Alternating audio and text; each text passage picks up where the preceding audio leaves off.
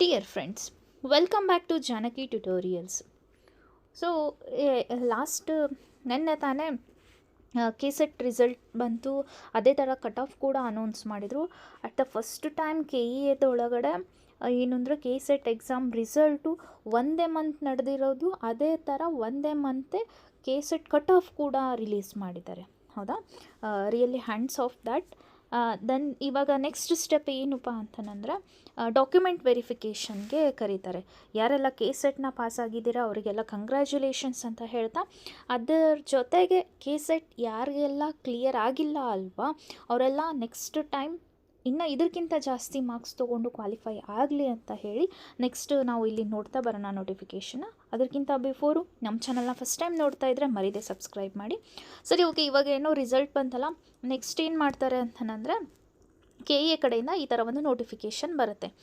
ಏನು ನೋಟಿಫಿಕೇಷನ್ ಬರುತ್ತೆ ಅಂತಂದರೆ, ಒಂದು ಡೇಟ್ನ ನಾವು ಈ ಡೇಟಿಂದ ಈ ಡೇಟಿಗೆ ನಾವು ಎಕ್ಸಾಮ್ಸ್ನ ನಡೆಸಿದ್ವಿ, ಈ ಡೇಟಲ್ಲಿ ರಿಸಲ್ಟ್ ಬಂದಿತ್ತು, ಕೀ ಉತ್ತರನೂ ಎಲ್ಲನೂ ಈ ಡೇಟಿಗೆ ಪ್ರಕಟಣೆಯನ್ನು ಮಾಡಿದ್ವಿ. ಸೊ ಅದೇ ಥರ ಇನ್ನು ನೆಕ್ಸ್ಟ್ ಪ್ರೊಸೆಸ್ ಏನಪ್ಪ ಅಂತಂದರೆ ಡಾಕ್ಯುಮೆಂಟ್ ವೆರಿಫಿಕೇಷನ್. ಈ ಡಾಕ್ಯುಮೆಂಟ್ ವೆರಿಫಿಕೇಷನ್ನ ನಾವು ಒಂದಷ್ಟು ಡೇಟ್ಸ್ಗೆ ಮಾಡ್ತೀವಿ ಅಂತಂದು ಹೇಳಿ ಆ ಡೇಟ್ ಲಿಸ್ಟನ್ನ ನಮಗೆ ಹಿಂಗೆ ಕೊಡ್ತಾರೆ ಈ ಥರ. ಓಕೆನಾ, ಈ ಥರ ಡೇಟ್ ಲಿಸ್ಟನ್ನು ಕೊಡ್ತಾರೆ. ಒಂದೊಂದೇ ಸಬ್ಜೆಕ್ಟ್ಸು, ಆಯಾ ಸಬ್ಜೆಕ್ಟು ಯಾವ ಡೇಟಿಗೆ ಬರಬೇಕು, ಇವಾಗ ಫಾರ್ ಎಕ್ಸಾಂಪಲು ಒಂದು ಡೇಟ್ ಕೊಟ್ಬಿಟ್ಟು, ಇದು ಲಾಸ್ಟ್ ಇಯರಿಂದ್ರಿ, ಓಕೆ, ಲಾಸ್ಟ್ ಟೈಮ್ ಟೆಸ್ಟ್ ಮಾಡಿದಾರಲ್ಲ ಅವ್ರು ಅದಿದು ಒಂದೇ ಅಂದರೆ ಕನ್ನಡ ಸಬ್ಜೆಕ್ಟಲ್ಲಿ 1 to 512 ಇಲ್ಲಿಂದ ಇಲ್ಲಿವರೆಗೂ ಏನು ಪಾಸ್ ಆಗಿದಾರಲ್ಲ ಆ ಕ್ಯಾಂಡಿಡೇಟ್ಸ್ ನಂಬರ್ ಇದು. ಸೊ ಆ ಕ್ಯಾಂಡಿಡೇಟ್ಸ್ ನಂಬರು ಈ 13/1ಗೆ ಬರಬೇಕು, ಬಂದು ಡಾಕ್ಯುಮೆಂಟ್ ವೆರಿಫಿಕೇಷನ್ನ ಮಾಡ್ಕೋಬೇಕು. ಅದೇ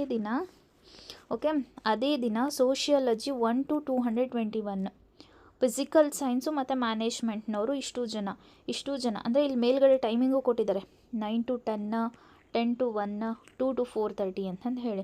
ಸೊ ಈ ಥರ ಸ್ಲಾಟ್ನ ಹಾಕಿ ನೀವು ಬಂದು ಆವತ್ತಿನ ದಿನ ಏನು ಡಾಕ್ಯುಮೆಂಟ್ ವೆರಿಫಿಕೇಷನ್ನ ಮಾಡಿಸ್ಕೋಬೇಕು ಅಂತಂದು ಹೇಳಿ. ಓಕೆ, ಇದೇ ಥರ ಎಲ್ಲ ಸಬ್ಜೆಕ್ಟಿಂದು ಈ ಥರ ಡೇಟ್ಸ್ ಹಾಕಿರ್ತಾರೆ, ಆವತ್ತಿನ ದಿನವೇ ವೆರಿಫಿಕೇಷನ್ನ ಮಾಡ್ಕೋಬೇಕು. ಓಕೆ, ನೆಕ್ಸ್ಟ್ ಏನು ಇಲ್ಲಿ ನೀಡಿದ್ದಾರೆ ಅಂತಂದರೆ ಈ ಡಾಕ್ಯುಮೆಂಟ್ ವೆರಿಫಿಕೇಷನ್ಗೆ ಅಭ್ಯರ್ಥಿಗಳಿಗೆ ಒಂದಷ್ಟು ಸೂಚನೆಗಳನ್ನು ಇಲ್ಲಿ ನೀಡಿದ್ದಾರೆ.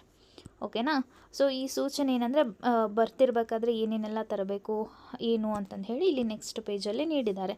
ಅದರ ಲಾಸ್ಟ್ ಪೇಜಲ್ಲಿ ಒಂದಷ್ಟು ಸೂಚನೆಗಳನ್ನು ಇನ್ನು ಅದರ್ ಸೂಚನೆಗಳನ್ನು ಇಲ್ಲಿ ನೀಡಿದ್ದಾರೆ. ಏನಂದರೆ ಅರ್ಹತಾ ಪಟ್ಟಿಯಲ್ಲಿ ಹೆಸರಿರುವ ಆದರೆ ಸ್ನಾತಕೋತ್ತರ ಪದವಿ ಪೂರ್ಣಗೊಳ್ಳದ ಎಲ್ಲ ವಿಷಯಗಳ ಎಲ್ಲ ಸೆಮಿಸ್ಟರ್ಗಳ ಅಂಕಪಟ್ಟಿನೂ ಬರದೇ ಇರೋಂತಹ ಅಭ್ಯರ್ಥಿಗಳಿಗೆ ಇದು ಸೂಚನೆ ಒಂದಷ್ಟು. ಓಕೆ, ಸೊ ಇದೇ ಥರ ಈ ನೆಕ್ಸ್ಟ್ ಸೂಚನೆಗಳನ್ನು ನೆಕ್ಸ್ಟ್ ವಿಡಿಯೋದಲ್ಲಿ ನಾನು ಹಾಕ್ತೀನಿ. ವಿಡಿಯೋನ ಫಸ್ಟ್ ಟೈಮ್ ನೋಡ್ತಾ ಇದ್ದರೆ ಮರೀದೆ ಸಬ್ಸ್ಕ್ರೈಬ್ ಮಾಡಿ. Thank you.